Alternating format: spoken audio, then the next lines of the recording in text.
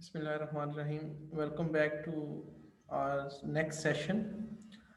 हम लोग डिस्कस अभी कर रहे हैं कि हम लोगों ने कोरिलेशन मैट्रिक्स को डिस्कस किया। लास्ट हम लोगों ने जो वीडियो बनाई है उसमें, और आप लोगों के साथ मैंने ये डिस्कस किया कि कोरिलेशन मैट्रिक्स किस तरह से हम लोगों ने बनानी है और किस तरह से उसको इंटरप्रेट करना है। ये अब हम लोगों ने सीख ली है बात। अब हम लोग आगे चलने जा रहे हैं और उसमें हम लोग सीखने जा रहे हैं कि किस तरह से अपना जो सबसे इम्पोर्टेंट टेस्ट है, जो हम लोग अपने हाइपोथेसिस को टेस्ट करने के लिए लगाते हैं, वो हमारे पास रिग्रेशन एनालिसिस का टेस्ट है। रिग्रेशन एनालिसिस बेसिकली क्या होता है, रिग्रेशन एनालिसिस क्यों करते हैं हम लोग, और इसकी क्या क्या जो है वो आगे फर्दर जो है वो चीज़ें हैं जिसको हम लोगों को प्रॉप करना ज़रूरी है। इस सिलसिले में सबसे पहली जो मेजर और इम्पॉर्टेंट चीज़ है वो हमारे पास आती है कि ये समझना कि बेसिकली रिग्रेशन एनालिसिस है क्या। रिग्रेशन जब भी हम लोग बात करते हैं, चाहे हम लोग एसपीएसएस में बात करें या हम लोग डिस्कशन करें स्टाटा के हवाले से, यानी प्राइमरी और सेकेंडरी डेटा दोनों के हवाले से जब भी हम लोग बात करते हैं, तो रिग्रेशन का मतलब ये होता है, हम लोग इसको दो तीन मीनिंग में लेते हैं। यानी इसकी जो इसको फर्दर सब डिवीजन करते हैं, उसमें हमारे पास कुछ लीनियर रिग्रेशन एनालिसिस होते हैं, कुछ मल्टीपल रिग्रेशन एनालिसिस होते हैं। इस तरह हमारे पास कुछ और रिग्रेशन के जो है वो एनालिसिस जो है वो रन किए जाते हैं। तो मोस्ट जो इम्पोर्टेंट है और जो सबसे ज़्यादा आप लोगों के यूज़ के हैं वो दो एनालिसिस हैं, एक लीनियर रिग्रेशन एनालिसिस है और एक हमारे पास मल्टीपल जो है वो linear regression multiple regression analysis है, जिसको हम लोग रन करते हैं। सबसे पहले ये आप लोग जैसे जानते ही हैं, आप लोगों के पास कुछ वेरिएबल्स होते हैं जो आपके इंडिपेंडेंट वेरिएबल्स होते हैं, यानी वो ऐसे वेरिएबल जो इन्फ्लुएंस कर रहे होते हैं आपके डिपेंडेंट वेरिएबल पर। यानी डिपेंडेंट वेरिएबल होता है आपके पास और एक आपके पास इंडिपेंडेंट वेरिएबल। अभी हम लोग सिर्फ बिल्कुल सिंपल मॉडल के बारे में डिस्कशन कर रहे हैं, जिसमें हमारे पास मॉडरेटिंग और मीडिएशन की बात हम लोग नहीं कर रहे हैं। अभी हम लोग सिर्फ डिस्कशन कर रहे हैं कि हमारे पास दो किस्म के वेरिएबल हो सकते हैं, डिपेंडेंट वेरिएबल हो सकता है और इंडिपेंडेंट वेरिएबल हो सकते हैं। और हम लोग इसी के थ्रू जो है वो सीख सकते हैं हम लोग के उसके रिलेशनशिप को बेसिकली हम लोग जो है वो फाइंड करते हैं कि क्या इन दोनों के हम लोग on the basis of hypothesis जो हम लोग जनरेट करते हैं। कब जनरेट करते हैं हाइपोथेसिस? जब हम लोग अपना लिटरेचर प्रॉप आउट कर रहे होते हैं। फॉर एग्जांपल हम लोगों ने एक टॉपिक लिया कि जनाब हम लोग कह सकते हैं कि जो क्रोनिक हार्ट डिजीज है, यानी कि लोगों को जो हार्ट का जो इशू होता है वो स्मोकिंग की वजह से होता है। स्मोकिंग काज क्रोनिक हार्ट डिजीज, ये एक आप लोगों की एक स्टेटमेंट है। अब इसमें क्या है कि स्मोकिंग इन्फ्लुएंस कर रहा है वेरिएबल, और स्मोकिंग किसकी वजह बन रहा है? क्रोनिक हार्ट डिजीज की वजह बन रहा है। तो हम लोग इसको फॉर एग्जांपल हम लोग उसके रीजन ऑफ स्मोकिंग को डिस्कस कर रहे हैं, तो इस वेरिएबल को डिस्कस कर रहे हैं, तो हम लोग कह सकते हैं कि जनाब एक वेरिएबल हम लोग उसको वो कर सकते हैं, रीजन ऑफ स्मोकिंग कर सकते हैं और क्रोनिक हार्ट डिजीज कर सकते हैं। आजकल के करंट सिनेरियो की बात कर लेते हैं कि इम्पैक्ट ऑफ कोविड-19 ऑन जो है वो बैंक्स परफॉर्मेंस के लिए हम लोग बात कर लेते हैं कि कन्वेंशनल बैंक्स की परफॉर्मेंस पर कोविड-19 ने क्या इफेक्ट किया, क्या सिग्निफिकेंट इफेक्ट किया या नहीं किया। तो हम लोग कहते हैं कि कोविड-19 is your independent variable and bank performance is your dependent variable. तो इम्पैक्ट, जब हम लोग इम्पैक्ट चेक करने की तरफ जाते हैं, यानी हम लोग चेक करने की तरफ जाते हैं कि क्या वाकई ही सिग्निफिकेंटली इफेक्ट किया है उसने कोविड-19 ने बैंक की परफॉर्मेंस पे कि नहीं किया। तो इस सिलसिले में जब हम लोग जाते हैं तो हम लोग डिस्कस करते हैं, अपने रिग्रेशन एनालिसिस रन करते हैं, जिसके थ्रू हम लोगों को स्टेटिस्टिकल टेस्ट के थ्रू हम लोगों को पता चलता है कि क्या वाकई ही रिग्रेशन एनालिसिस में वाकई ऐसा है कि नहीं है। अब उसमें ये सबसे इंपॉर्टेंट टेस्ट है जो आप लोगों को आना चाहिए, सब लोगों को उसको उसका तरीका सीख लेते हैं। हम लोग जाएंगे एनालाइज पे। एनालाइज पे जाकर हम लोग क्या करेंगे, हमारे पास रिग्रेशन का कॉलम आ रहा है।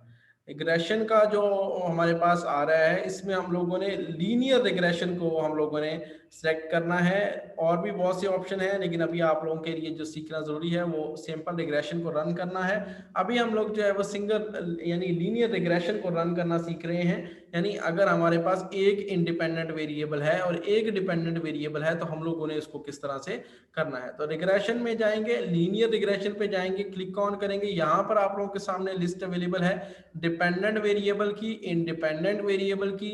अब यहाँ पर आप लोगों को कुछ और ऑप्शंस भी अवेलेबल हैं, ठीक है।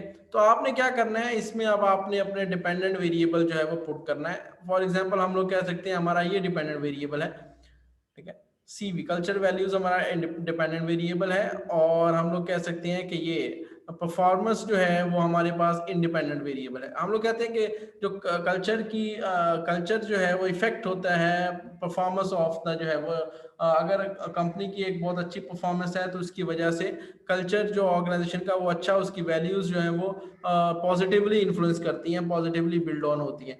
हम लोग इसको अभी एग्जांपल के तौर पर ले रहे हैं, तो हम लोग इसको जो है वो करते हैं। अब हम लोगों ने क्या किया, डिपेंडेंट वेरिएबल में हम लोगों ने एक डिपेंडेंट की लिस्ट में एक वेरिएबल डाल दिया और इंडिपेंडेंट में हमारे पास एक। अब यहाँ पर देखिएगा डिपेंडेंट दो भी हो सकते हैं किसी भी उसमें, लेकिन किसी भी मॉडल में दो डिपेंडेंट वेरिएबल भी हो सकते हैं, लेकिन रिग्रेशन आप लोगों को सिर्फ एक डिपेंडेंट वेरिएबल को यहाँ पर पुट करने की परमिशन देगा, तो आप लोगों ने इसको पुट ऑन कर लेना है। ठीक है, ये वाले वेरिएबल्स, ये वाली चीजें आप लोगों के लिए जरूरी अभी नहीं है, इन चीजों को हम लोगों ने नहीं, उसको कुछ भी नहीं कहना। स्टेटिस्टिक्स में जाएंगे, सिंपली स्टेटिस्टिक्स में जाकर अब हम लोगों को कुछ जो है वो देखना है कि क्या क्या चीजें हम लोगों ने अपने टेस्ट में हम लोगों को चाहिए। सबसे पहले हम लोग क्या करेंगे, जी बेटा कोई इशू है? अली रजा खान, कोई इशू है बेटा?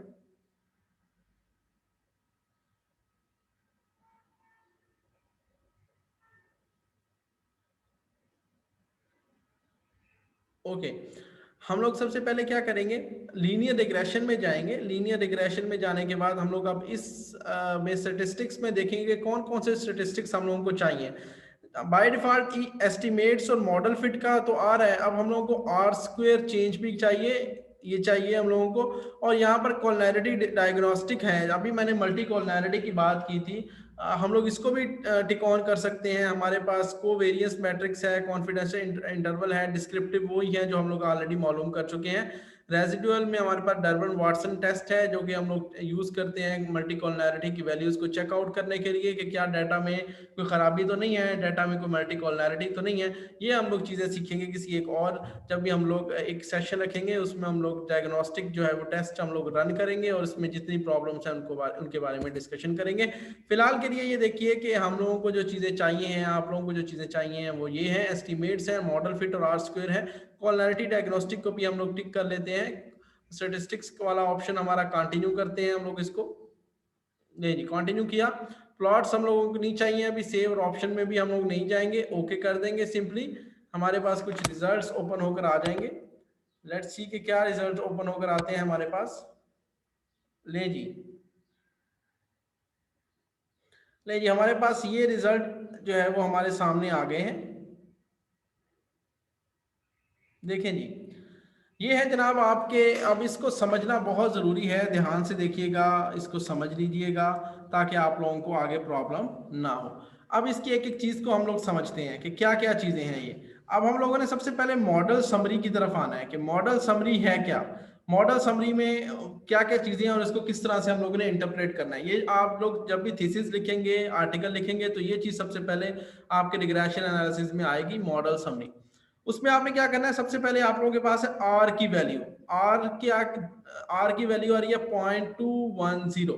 ये किस चीज को शो कर रहा है और क्या शो कर रहा है, आर स्क्वेयर। अब हम लोगों ने यहाँ पर आर स्क्वेयर की वैल्यू को हम लोगों ने इंटरप्रेट करना होता है जब भी हम लोग इंटरप्रेट करते हैं रिजल्ट्स में।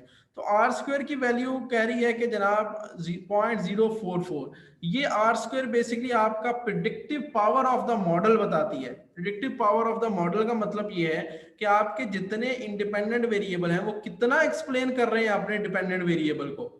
ये जितना, इसका थ्रेशोल्ड क्या है, जितना ये 1 से करीब होगा उतना ही ये हमारे लिए जो है वो बेहतर है। यानी कि अगर जितना वो 100, यानी 100 यहाँ पर 1 को कंसीडर किया जाता है, तो 1 के जितना करीब होगा ये हमारे लिए उतना अच्छा है। और उसका मतलब ये होगा कि हमारा जो मॉडल है, वो हमारा जो इंडिपेंडेंट वेरिएबल है, वो डिपेंडेंट वेरिएबल को बहुत अच्छा एक्सप्लेन कर रहे हैं। लेकिन यहाँ पर देखें तो वैल्यू इज 0.044। इसका क्या मतलब है कि आपका जो मॉडल है वो आपके जो आउटकम वेरिएबल है उसको सिर्फ 0.04 एक्सप्लेन कर रहा है। इसका मतलब है कि ये बहुत ही poor explanation of your model है, इसलिए हम लोग इसको जो है वो थोड़ा सा जो है वो ये हमारे लिए सूटेबल नहीं है। क्योंकि ये हमारे लिए, हम लोग सिर्फ जस्ट टेस्ट ऑन के लिए कर सकते हैं, तो मे बी आप लोगों के पास वेरिएबल्स के लिए ऐसा ना हो।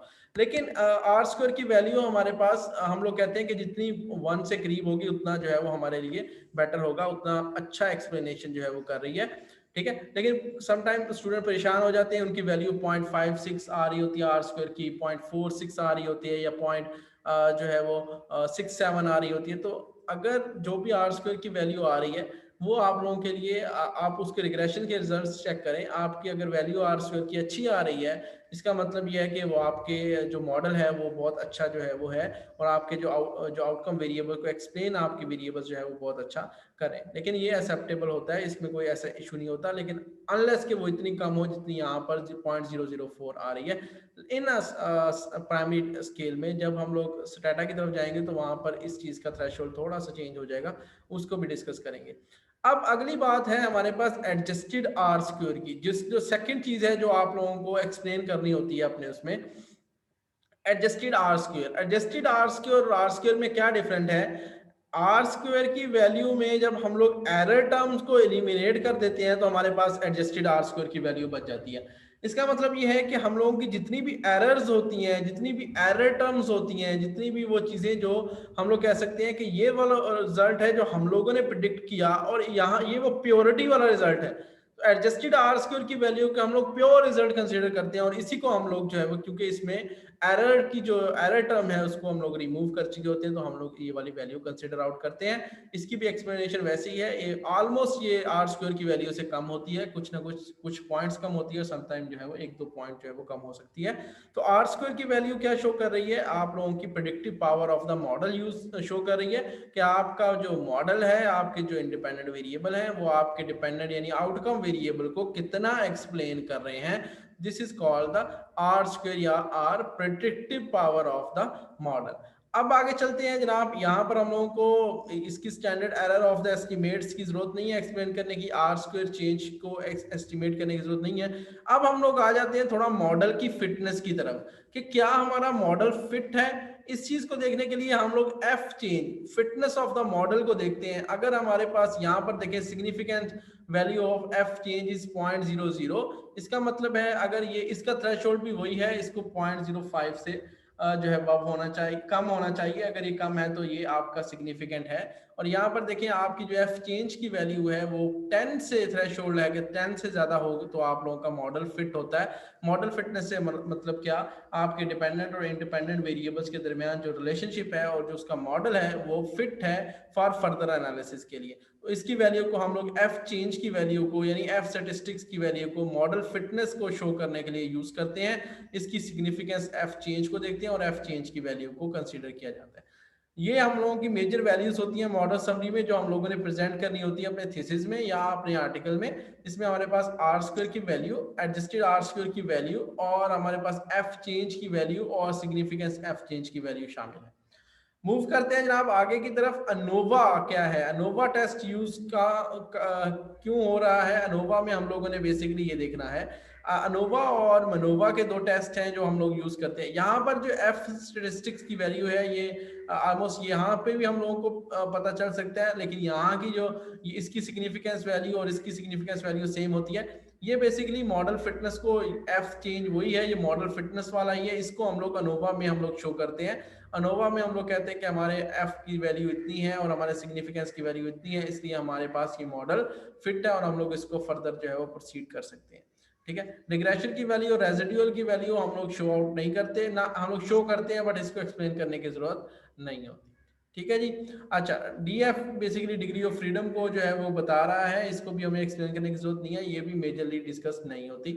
ठीक है। तो हम लोगों का जब भी है हम लोग जस्ट वो बातें डिस्कस कर रहे हैं जो हम लोगों ने अपनी टेस्ट में जो है वो इंक्लूड करनी है, जो अपने रिजल्ट्स में इंक्लूड करनी है। तो हमने कहा एफ स्टैटिस्टिक्स और चेंज इन जो सिग्निफिकेंस की वैल्यू है वो उसको हम लोग देखेंगे, और डिग्री ऑफ फ्रीडम की वैल्यू को हम लोग जो है वो चेक आउट करते हैं। अब जनाब हमारा एक्चुअल जो असल चीज है वो कोफिशिएंट, वो चीज आ गई है जहां पर हम लोगों का सारे का सारा जो दारोमदार है कि हमारा वैल्यू सिग्निफिकेंट है कि नहीं है।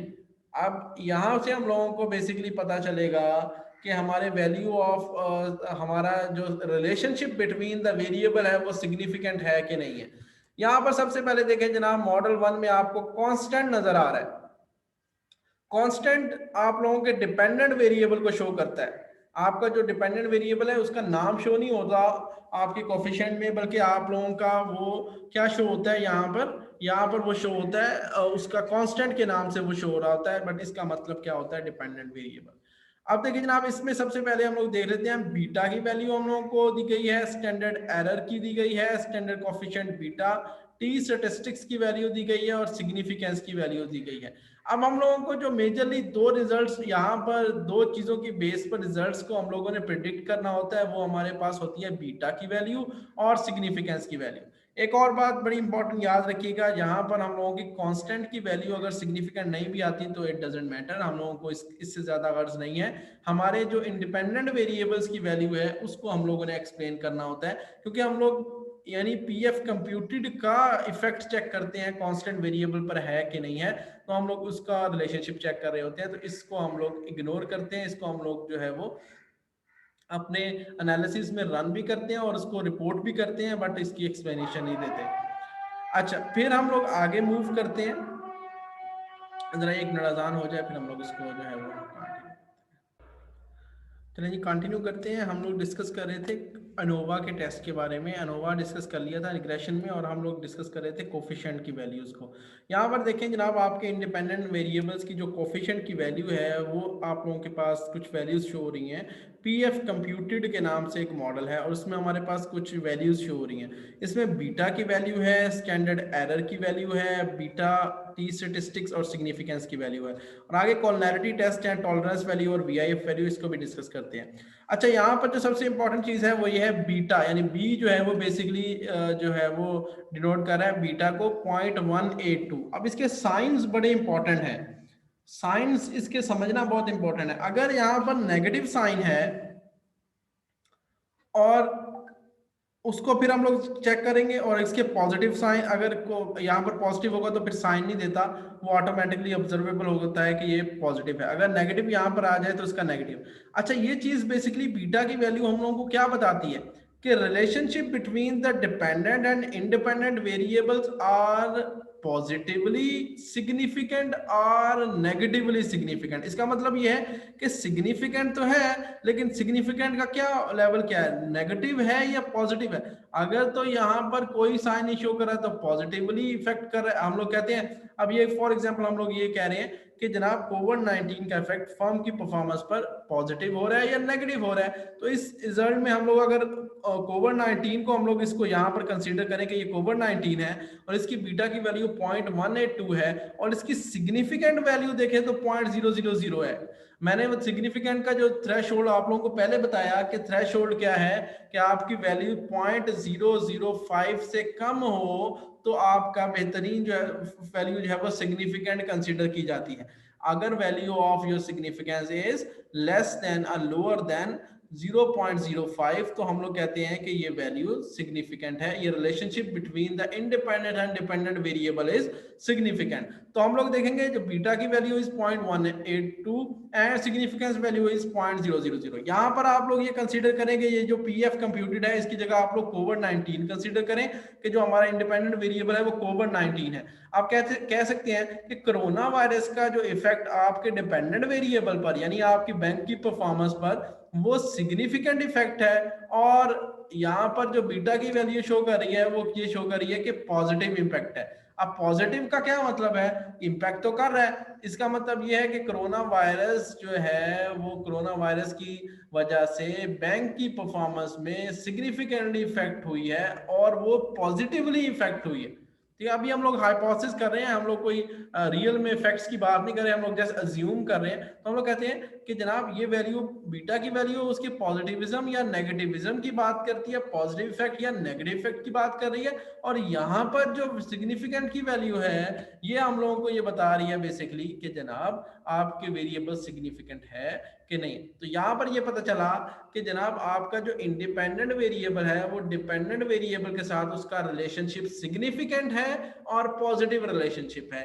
ये हम लोगों को बीटा की वैल्यू और सिग्निफिकेंस की वैल्यू ने बताया। यही दो वैल्यूज आप लोगों को इंटरप्रेट करनी होती है जब आप लोग थीसिस या आर्टिकल्स लिख रहे होते हैं। अगली वैल्यू जो टॉलरेंस की और वीआईएफ की वैल्यू है, अब ये बात याद रखिएगा, कोलिनैरिटी स्टैटिस्टिक्स मैंने अभी आप लोगों को बताया था जब हम लोग कोरिलेशन मैट्रिक्स कर रहे थे पिछले सेशन में, कि कोरिलेशन में अगर हमारी वैल्यू, हम लोगों को जो प्रॉब्लम आता है, अगर हमारे जो वेरिएबल हैं आपस में बहुत ज्यादा कोरिलेट कर जाते हैं तो हमारे डाटा में प्रॉब्लम आ जाती है, जिसको कहते हैं मल्टी कोलिनैरिटी का प्रॉब्लम। अब उस मल्टी कोलिनैरिटी को डायग्नोज करने के लिए, उसको चेक करने के लिए कि क्या वाकई मल्टी कोलिनैरिटी है कि नहीं है हमारे डाटा में, क्या हमारे डाटा के जो वेरिएबल हैं वो आपस में बहुत ज्यादा तो नहीं कोरिलेट कर रहे। इस चीज को चेक ऑन करने के लिए हम लोग एक टेस्ट, कोलिनैरिटी टेस्ट लगाते हैं। इसको हम लोगों के, इसमें भी कुछ थ्रेशोल्ड्स हैं, ये भी याद रखिएगा। VIF की वैल्यू 1 शो हो रही है, अगर VIF की वैल्यू 5 से कम हो तो हम लोग ये कंसीडर करते हैं कि मल्टी कोलिनैरिटी डाटा में मौजूद माइल्ड मल्टी कोलिनैरिटी है। अब इसके भी 3 लेवल हैं। अगर ये मतलब 1 से कम हो तो इसकी वैल्यू 1 या 1 से कम हो तो हम लोग कहते हैं कि मल्टी कोलिनैरिटी बिल्कुल नहीं है, निग्लिजिबल मल्टी कोलिनैरिटी है। अगर है भी सही तो 1% है, उसको हम लोग निग्लिजिबल कर देते हैं। उसके बाद सेकंड जो थ्रेशोल्ड है वो ये है कि 1 से 5 के दरमियान, तो ये माइल्ड मल्टीकोलिनैरिटी है। माइल्ड मल्टीकोलिनैरिटी का मतलब है इसमें हम लोगों को बहुत ज्यादा फिक्र करने की जरूरत नहीं है। अभी भी यहाँ पर हम लोगों को ज्यादा प्रॉब्लमेटिक नहीं है, हम लोग इसको अभी भी चेक कर सकते हैं, इसको ठीक कर सकते हैं। इसको हम तो थोड़ा बहुत डाटा को चेंज करके, यानी डाटा को ऐड करके हम लोग उसको जो है वो इस प्रॉब्लम से जो है वो हमारे लिए ज्यादा प्रॉब्लमेटिक नहीं है। अगर हम लोग सेम डाटा के साथ एनालिसिस रन करें तो भी कोई इशू नहीं है। लेकिन जब जैसे ही वैल्यू 5 से 10 के दरमियान आती है तो फिर प्रॉब्लमेटिक हो जाती है। तो मल्टीकोलिनैरिटी की वैल्यू यानी VIF की वैल्यू को हम लोग कंसीडर करते हैं कि it should be less than 5, it should be less than 1 in a case of no colinarity, or it should be less than 5 moderate, और अगर ये 5 से above चली जाती है तो हम लोग ये कंसीडर करते हैं कि the multicolinarity problem is जो है वो प्रॉब्लमेटिक। ठीक हो गया। अब ये जो चीजें हैं ये आप लोगों को आनी चाहिए। जो ये हम लोगों ने एनालिसिस किया वो है सिंगल यानी लीनियर रिग्रेशन एनालिसिस, यानी सिंगल रिग्रेशन एनालिसिस, जिसमें हम लोगों ने एक इंडिपेंडेंट वेरिएबल को लिया और एक डिपेंडेंट वेरिएबल को लिया। इन दो वेरिएबल्स का रिलेशनशिप आपस में देखा और उसमें हम लोगों ने मॉडल समरी, अनोवा और कोफिशिएंट की वैल्यूज की बेस पर अपने रिजल्ट्स को इंटरप्रेट कर दिया। अब अगला जो टास्क है वो ये टास्क है कि हम लोग ये देखें कि अगर हमारे पास एक से ज्यादा इंडिपेंडेंट वेरिएबल हो तो फिर हम लोग क्या करें। जनाब अगर एक से ज्यादा वेरिएबल्स होंगे जो कि एक्चुअली में होते हैं तो हम लोगों को टेस्ट रन करना पड़ता है मल्टीपल रिग्रेशन एनालिसिस, जो कि ज्यादातर यूज होता है, तो उसको रन कर लेते हैं। रिग्रेशन में वैसे ही जाएंगे, लीनियर रिग्रेशन को क्लिक ऑन करेंगे, यहां से हम लोग रीसेट करके खत्म कर देते हैं डाटा सारा। अब आपके पास ये टैब खुलेगी, इसमें आपने डिपेंडेंट वेरिएबल, एक जो आपका डिपेंडेंट वेरिएबल है, फॉर एग्जांपल मैं ये इसको डिपेंडेंट वेरिएबल रख रहा हूँ, इसको एज अ डिपेंडेंट वेरिएबल के तौर पर रख लें। लेकिन याद रखिएगा हमेशा कंप्यूटेड वेरिएबल्स को, कंप्यूटेड वेरिएबल को आपने यहाँ पर लिखना है डिपेंडेंट की लिस्ट में, जो भी आपका डिपेंडेंट वेरिएबल होगा। और इनडिपेंडेंट में अब हमारे पास 4 वेरिएबल हैं हमारे पास फॉर एग्जांपल मॉडल में, तो हम इन चारों को इंडिपेंडेंट की लिस्ट में शामिल कर लेंगे। तो हमारे पास क्या होगा, हम लोग अब इन 4 वेरिएबल्स का इफेक्ट जो है वो एक वेरिएबल यानी डिपेंडेंट यानी आउटकम वेरिएबल पर चेक कर रहे होंगे। तो हम लोग इसको इस तरह से कर लेंगे। अब हम लोग वैसे ही स्टैटिस्टिक्स में जाएंगे, हमारे पास ऑलरेडी जो चीजें हैं चेंज हम लोगों ने रीसेट कर दिया था इसलिए वो खत्म हो गई थी, तो R² चेंज को हम लोग कंसीडर कर लेते हैं, कंटिन्यू करते हैं और हमारे पास ऑप्शन ठीक है। अब यहाँ पर एक एंटर का मेथड है, एक स्टेप वाइज है, एक रिमूव है, बैकवर्ड फॉरवर्ड, ज्यादातर एंटर का मेथड यूज होता है और स्टेप वाइज होता है। अभी एंटर करके हम लोग जरा इस एंटर के मेथड के थ्रू देखते हैं। नहीं जी, ओके कर दिया हम लोगों ने, तो हमारे पास रिग्रेशन के रिजल्ट्स शो हो रहे हैं। ले जी, अब जरा देखें, सेम वे में आपने इंटरप्रिटेशन करनी है जिस तरह से आप लोगों ने सिंगल, जैसे मैंने सिंगल की सिखाई है, लीनियर रिग्रेशन एनालिसिस की सिखाई है, उसी तरीके से इसकी भी है। सेम वे में आपने R² की वैल्यू को जो कि 0.079, अब देखें जैसे जैसे वेरिएबल्स बढ़ते जा रहे हैं उसकी वैल्यू जो है वो बढ़ गई है R² की कुछ ना कुछ। इसी तरीके से आपने इसको R² को एक्सप्लेन करना है कि it shows the predictive power of the model. The value of R² is 0.079, which shows that only 7% or hardly 8% all the independent variables are explaining dependent variable, which mean कि इसका मतलब है कि ये इतना स्ट्रॉन्ग जो है वो प्रेडिक्टिव पावर नहीं दे रहा, इतनी स्ट्रांगली जो है वो प्रेडिक्ट नहीं कर रहा मॉडल को। ठीक है, अब आगे देखते हैं कि जनाब एडजस्टेड आर स्क्वायर की वैल्यू उसी तरीके से करनी है कि एडजस्टेड आर स्क्वायर सबसे पहले आप लोगों ने एक्सप्लेन करना है कि adjusted R square is basically what, when we eliminate the value of error term, ठीक है, फ्रॉम आर स्क्वायर, तो हमारे पास एडजस्टेड आर स्क्वायर की वैल्यू आ जाती है। हम लोगों की एडजस्टेड आर स्क्वायर की वैल्यू है 0.069। अब इस वैल्यू को हम लोगों ने शो करना है और इसके इंटरप्रेट इसी तरीके से करना है कि the value of the predictive power of the model shows the value of adjusted R square, which is basically 0.069, which shows that the model is all the independent variables are showing, are predicting just 7%, just का word use नहीं करना, but मैं just वैसे आप लोगों को बता रहा हूँ 7% सिर्फ जो है वो आप लोगों की जो इंटरप्रेट कर रही है वैल्यू जो है वो आर स्क्वायर। उसके बाद आप लोग चले जाएंगे, आप लोगों के पास एफ चेंज और सिग्निफिकेंट एफ चेंज है, वो हम लोग यहाँ पर अनोवा के टेस्ट में देखते हैं। अनोवा के टेस्ट में हमारे पास एफ की वैल्यू 7.541 है, बट इट इज सिग्निफिकेंट, तो हम लोग कहेंगे कि सिग्निफिकेंट वैल्यू देखते हुए हम लोग ये प्रिडिक्ट कर देंगे कि the model is good fit. The F value basically shows the fitness of good model। Basically ये सही नहीं है, डाटा सही नहीं है, ये रैंडम सा डाटा उठाया हुआ है, इसलिए इसकी वैल्यू इस तरह से आ रही है, अदरवाइज वैल्यूज ठीक आती हैं। तो ये हम लोग कह सकते हैं कि the value of F is 7.541 and the significance value is as the significant value is 0.000, which is less than 0.05, so we can say that the model is good fit for further analysis। अब आगे move करते हैं coefficients की value पर। यहाँ पर वही value उसी तरीके से देखनी है हम लोगों ने, इस तरह से हम लोगों ने पहले देखी थी। कांस्टेंट की वैल्यू को देखने की जरूरत नहीं है, ये सिग्निफिकेंट है या नहीं है, इसकी बीटा की वैल्यू भी नहीं मौजूद होगी, इसको देखने की जरूरत नहीं है। हम लोग सीधा अपने इंडिपेंडेंट वेरिएबल नंबर 1 की तरफ आएंगे और इसकी एक्सप्लेनेशन किस तरह से देंगे। हम लोग सबसे पहले बीटा की वैल्यू देखेंगे। बीटा की वैल्यू शो करी है 0.268 विच इज पॉजिटिव, क्योंकि साइन नहीं है तो हम लोग इसको पॉजिटिव कंसीडर कर रहे हैं। फिर हम लोग आते हैं सिग्निफिकेंस वैल्यू की तरफ, which is 0.000 which is less than 0.05, so we can conclude that the independent variable which is CV is positively and significantly effect on dependent variable, whatever your dependent variable are। ठीक है, तो आप लोगों का जो भी डिपेंडेंट वेरिएबल होगा आपने उसको इस तरह से एक्सप्लेन कर देना है कि आपकी जो इंडिपेंडेंट वेरिएबल्स की वैल्यू है, तो बीटा की वैल्यू जो कि 0.268 शो कर रही है कि इसका रिलेशनशिप सिग्निफिकेंट और पॉजिटिव रिलेशनशिप है between the independent and dependent variable.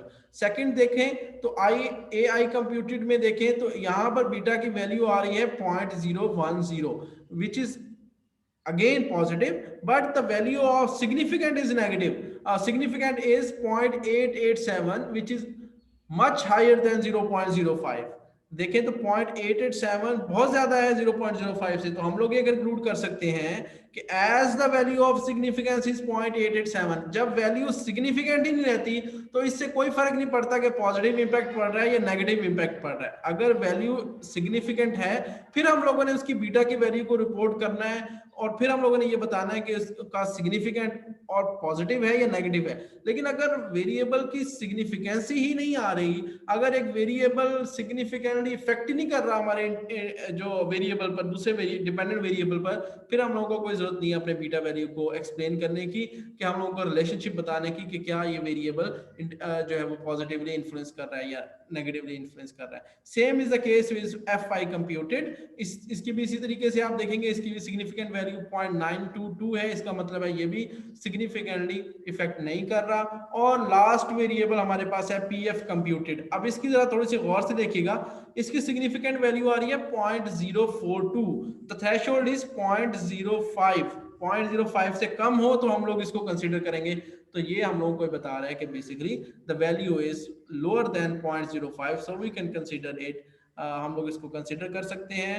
इसके लिए हम लोग इसको कह सकते हैं कि the value is significantly affected, the variable is significantly and positively impacted on dependent variable. ठीक है जी, ये है जनाब एक्सप्लेनेशन। इसी तरह आप लोग इसी की मल्टी कॉलनैरिटी भी टेस्ट कर सकते हैं। मल्टी कॉलनैरिटी के लिए अभी जो लास्ट टाइम हम लोगों ने ऊपर देखा था VIF की वैल्यूज को, VIF की वैल्यू को देखकर इसी तरीके से आप उस पर क्लिक करेंगे तो आप लोगों को कोलैरिटी जो स्टेटिस्टिक्स हैं वो भी आ जाएंगे, उसको भी एक्सप्लेन करें। तो बेसिकली मेजरली आप लोगों को ये जो कॉलम्स हैं, ये जो टेबल्स हैं, इनको एक्सप्लेन करना आना चाहिए। मैंने मेजर चीज़ें आप लोगों को बताई हैं जो कि हमारे पास ज़रूरी होती हैं, जिनको जो है समझना, जिनको कैलकुलेट करना। जब हम लोग स्टेटा का पढ़ेंगे उसमें हम लोग स्टेटा के बारे में डिस्कशन करेंगे किसी सेशन में। जो सेकेंडरी डाटा वाले लोग हैं जिन्होंने ऑलरेडी जो है वो पब्लिश डाटा से लेकर उस पर एनालिसिस रन करने होते हैं, क्वेश्चनर वाले लोग नहीं हैं, यानी फर्स्ट हैंड डाटा वाले लोग नहीं हैं, उनके लिए फिर हम लोग इन चीज़ों को जो हमारे पास स्टैंडर्ड एरर ऑफ एस्टीमेट है, आर स्क्वायर चेंज है, और यहाँ पर रेग्रेशन है, रेजिड्यूल की वैल्यू, इनको एक्सप्लेन करेंगे उस वक्त। यहाँ पर आप लोगों के जितने भी लोग मौजूद हैं उन लोगों के लिए ये ज़रूरी यही चीज़ है कि उन लोगों को ये वाला एनालिसिस जो है वो रन करने आने चाहिए। ठीक है, इसको अच्छे से प्रैक्टिस करें अपने पास, ये आप लोगों के लिए बहुत ही इंपॉर्टेंट चीज़ है।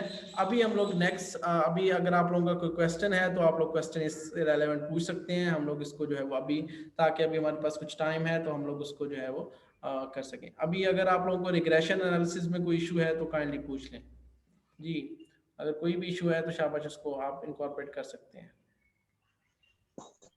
सर जी जी जी अली रजा सर, रिग्रेशन से पहले एक कंप्यूटेड वेरिएबल क्यों करते हैं? ये लाजमी क्यों करना पड़ता है? मतलब ना करें तो रिग्रेशन मालूम नहीं होती, या क्या मसला देखिए, होता है? कंप्यूटेड अलरेजा मैंने कल भी बात की थी आपसे, शायद आप उस लेक्चर में नहीं थे।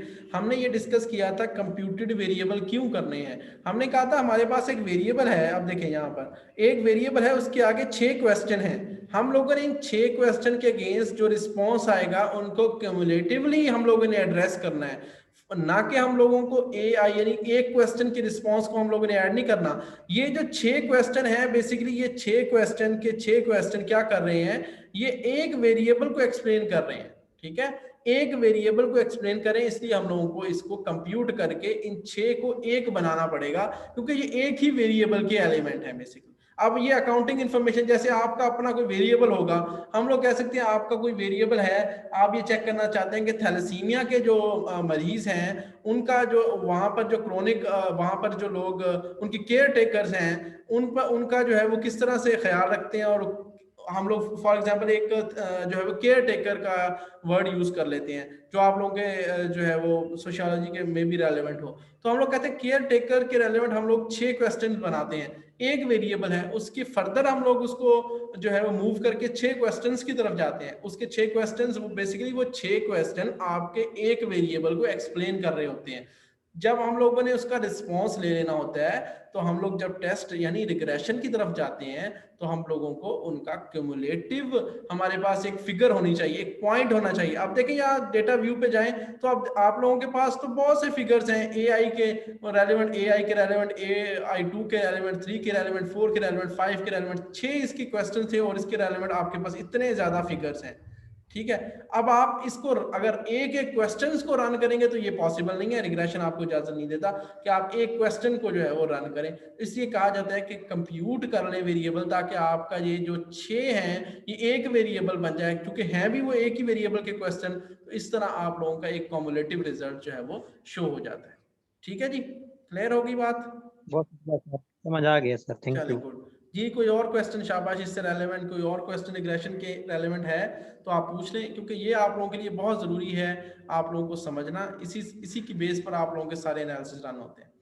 चलें जी, हम लोग इसको थोड़ा सा ब्रेक लेते हैं और नेक्स्ट सेशन में आप लोग ज्वाइन करें। नेक्स्ट सेशन इसमें हम लोगों ने थोड़ा सा प्रोसेस बाय हेज का इंट्रोडक्शन में आप लोगों के साथ डिस्कस कर लेता हूं, उसके बाद फिर हम लोग जो है उसको फर्दर जो है वो करेंगे कि प्रोसेस बाय हेज क्या होता है, क्यों यूज़ किया जाता है, और इसको जो है वो करने का क्या प्रोसीजर होता है। इसको हम लोग नेक्स्ट सेशन में डिस्कस करते हैं। ठीक है, अब तक के लिए थैंक यू जी।